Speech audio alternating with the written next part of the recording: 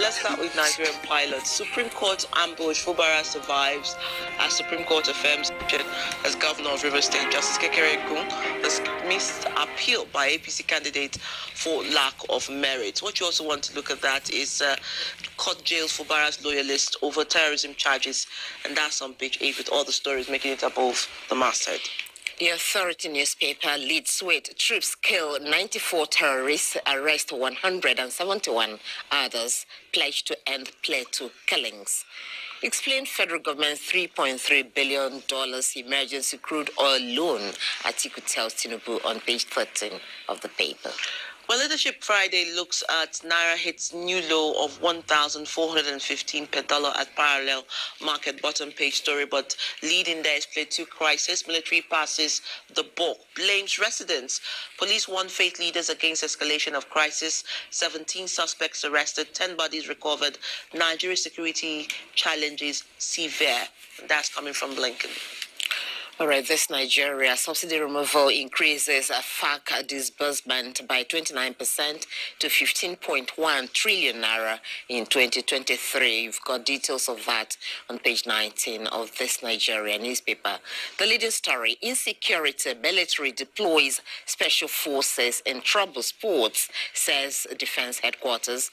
The armed forces will destroy the cancer of terrorism that is ravaging our country. Troops neutralize 94 terrorists and apprehend 214 in 1 week.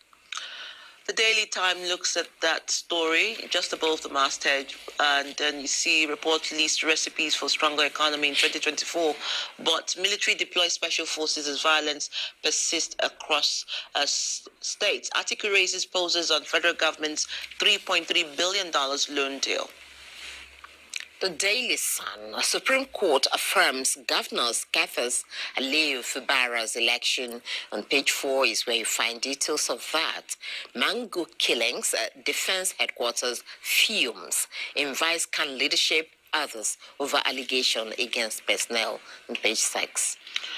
And the First News has a lot of stories there making this front page. Let's look at that. Well, Edo Guba, nobody can intimidate me, says Deputy Governor Shaibu, but leading says, speak up on NMPCL's $3.3 billion loan deal. Atiku challenges Tinubu, alleges deal is shady. Interest amounts to $7 billion and claims SPV Incorporated in Bahamas, notorious for Paradise Papers scandal, driving deal. The Mango story is still bottom page. Mixed reaction as Supreme Court affirms elections of Fubara Kefas Aliyu is how the Standard Times is leading this morning. Court vacates contempt order against the FCC boss, Ulukoyede. And the Nigerian Tribune there, that picture story there is one of course, all the governors at the gathering there, not the conversation they're leading. Is a delicate, but review your policies to reduce hardship. NLC tells Tinubu, says listening to World Bank, IMF has never helped the country. Wants federal government to expedite process of negotiating new minimum wage. Government to discuss with Labour in March. Information Minister. Nigeria spent 14.8 trillion naira on security in 9 years. That's coming from PricewaterhouseCoopers. The Guardian, of course, a graphical illustration of how checkpoints, bad roads block a trade, spike inflation. It's a big story, captures on 3 pages, 4, 5, and 6 of the paper with all the illustrations there graphically. Terrorists kill Imam, 2 others abduct 32 in Katsina. Sanusi backs relocation of CBN departments to Lagos.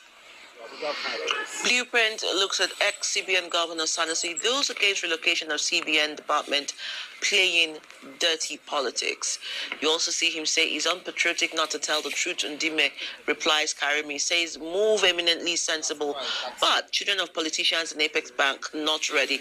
Governor Bello presents staff of office to Ohinoye of Egbira land, and that's other stories there. After Supreme Court's verdict, Ganduje woos Kwankwaso Yusuf Shekarau to APC, says Kano will have, unified one-party state, promises level playing field for new members. And then you have other stories, inauguration of Iwosan Lagoon Hospital. Okay, that's one. They've got to pay for that. Supreme Court dismisses appeals against Fubara Kefa's Aliu's election is also making the paper. And, of course, Atiku to Tinubu, you owe Nigerians explanation on 3.3 billion naira NNPC emergency loan. And that's how we will end this here and bring in our reviewers for review of the stories. Gentlemen, how do we begin? Let's maybe talk about the Supreme Court verdict. Of course, 3 governors, 4. Okay, three. Okay, yeah, have also regained their seat after the Supreme Court judgment. And this newspaper is saying there's a wooing somehow happening. So let's see how you react to that. Yes, after yesterday's verdict by judgment by the Supreme Court, one would just one is tempted to run away with the feeling that the Supreme Court affirmed what INEC did. Because if you check, there were no upsets. You see all the governors that stood for elections, so they all got their seats back. As were declared ab initio by INEC. I think it was a case of let's not rock the boat, and then you discover that at the end of the day, all the millions of, perhaps billions of naira spent, on lawyers. I think the biggest gainers are lawyers, senior advocates of Nigeria and other lawyers, and it calls to question our brand of democracy. Do we have to go, this route each time? We have to. Can we ever conduct elections that people will consider that is free and fair? Do we ever conduct elections that, shall we be able to conduct elections that contestants like Dr. Ebele Jonathan, Goodluck Ebele Jonathan will say, okay, I know you won. We saw what happened in Nasarawa State where everybody, apart from Supreme Court, Supreme and I think the Court of Appeal felt that it's really won because we're journalists. We even understand that Governor Sule was at the cusp of conceding defeat. And if you recall what an elder statesman in Nasarawa State said, Wali Jubril, Senator Wali Jubril, he's Fulani, he's Muslim. He said that Sule should not whip up ethnic or religious sentiments, that he knows that he lost the election. There's nobody on the street of Nasarawa State you meet that doesn't feel sad about the outcome of the Supreme Court. But like I said, I think the Supreme Court merely affirmed what INEC said, what INEC's declaration of these candidates. But they were also quoting the law, saying, proving some of these irregularities is difficult. Yes, so there's no point. There's no point going to, who was that? I think it's Samayan, the PDP National Secretary, said he wouldn't go to court, that there's no point, because if you check, you go and, the money you're supposed to use to take care of your family and friends, you go and spend it on lawyers, and at the end of the day, the cost tell you that you can't prove. So how are you supposed to prove it? You're supposed to call God or the angels to come and prove your case. These are... And you see, we see every day we talk about insecurity, crimes everywhere. It's because people don't feel, people have lost confidence in the judiciary. That's the truth. Because you see, I saw a report that Federal High Court yesterday arraigned some person said to be loyalist of Governor Fubara. For touching the National Assembly. But we still had the court, we still had law enforcement agents when people went into National Assembly and seized the mace and ran with the mace and nothing happened. So, so you have two different laws for different persons. So when it suits us, we cherry pick on the law to enforce. All right, but the same Supreme Court, maybe they should take up this. Whether you want to continue on that? I do understand where Chooks is coming from, but again, you look at Fubara's case. When you saw what happened in Port Harcourt Rivers when he was announced to have won Supreme Court, it was more about the people. Out in the streets. I'm sure you saw some feedback. Very instructive. It shows that some of the elections people voted for who they wanted to vote for.